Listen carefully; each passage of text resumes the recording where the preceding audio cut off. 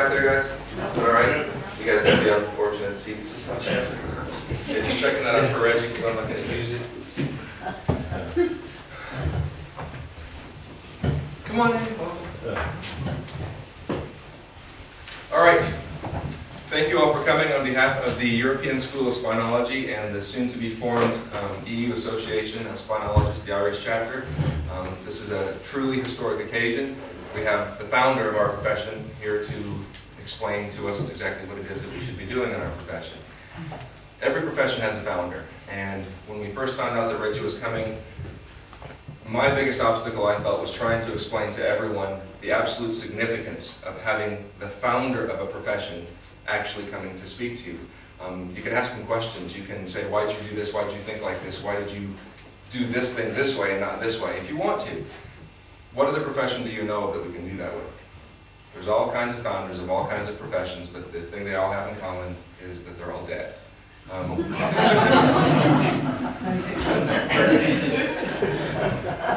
We don't have that problem. Not only is our founder very much alive and well, he's been traveling around here for the last week around Ireland, the last couple of weeks around England, and we're very, very blessed that he has decided to go ahead and grace us with his presence here for just a little while. Little history. I saw Reggie speak probably 4 or 5 times before I actually grasped the message that he's going to present today. And I say that now rather embarrassed because I think the message is so simple that if you don't understand it, I just don't understand how your mind works. But at that time, my objectives were completely different. Do we have any chiropractors in the room today? Okay, 2 chiropractors in the room, fantastic. Anybody sent here by chiropractors? Okay, 1 there, that's fantastic. As a chiropractor, I wanted nothing to do with this message. This message wasn't about aches and pains, this message wasn't about treatment of symptoms, this message wasn't about curing people of back problems. So when Reggie spoke, he wasn't talking about x-rays, he wasn't talking about diagnosis, he wasn't talking about prognosis, so as far as I was concerned, it had nothing to do with me whatsoever. I reached a point in my life where my own health was starting to suffer a little bit because I practiced what I preached in chiropractic. If it's not broke, don't fix it. If it doesn't hurt, you're fine. And then my oldest daughter, who happens to be here, when she was 3 years old, I looked at her and realized that she may be running around with the same problems that I have, but she's not symptomatic yet, and I have no tools to discover whether she's going to be or not. I just have to wait for her to have a problem before I can go ahead and address it. Enter Reggie one more time. Last time, finally. I said, what can I do to start checking my children, to start checking my practice members' children on a regular basis?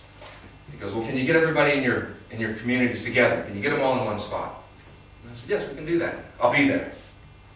You have to understand that I lived in the Midwest, he lived on the East Coast. I'll be there. So my brother and I were practicing together. We greeted Reggie as he arrived. We had everybody that we could muster in the town square. Excuse me.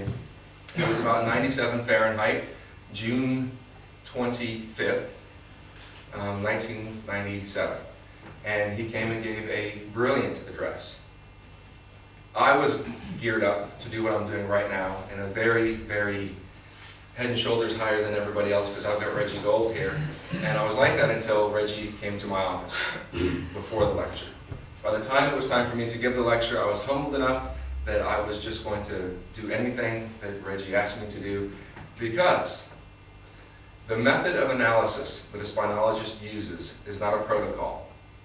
It is an understanding of how the human body works. And when you apply that understanding to the human body, you don't have to guess or hope that you're doing the right thing in the right place. You know that you're doing the right thing in the right place. So Reggie comes and he did the same thing Thursday when we got here as he did that day, June 25th, 1997. He lay down on my table in the office and said, will you check me?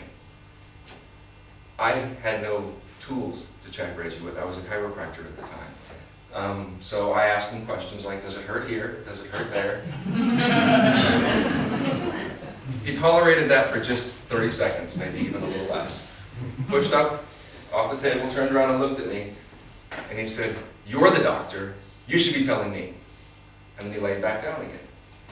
By this time I'm sweating bullets. And quite honestly just picked a few segments and started banging away. I really didn't know. I had no instrumentation, no x-rays, no diagnostic tests to do, so I didn't know what to do. And I banged, and he grunted and moaned, and I thought, well, maybe that's just the way he does it, because I have loads of clients that when you put a little force in, no matter how small it is, there's a big moan that comes out of there, and it's normal. It's absolutely normal, so I thought maybe that's what he does. The youngest ears in the room are you. Okay. He jumps up off the table, and he turns around to me, looks me straight in the eye, and said, Jesus Christ, do you do that to everyone? You're going to fucking kill someone.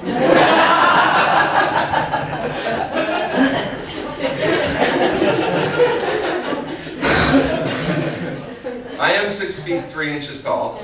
At that moment, though, I was 1 inch tall.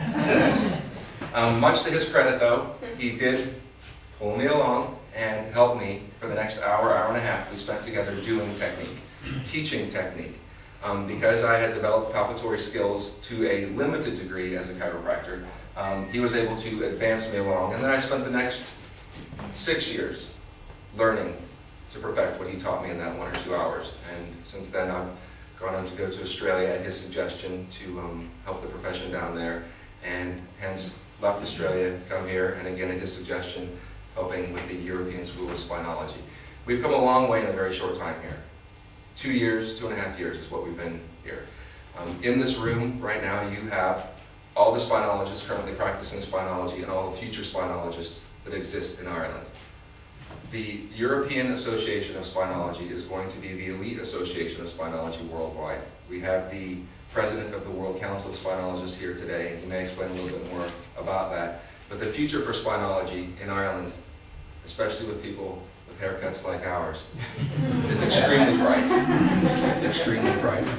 Our message to humanity is a simple message. Our message is essential.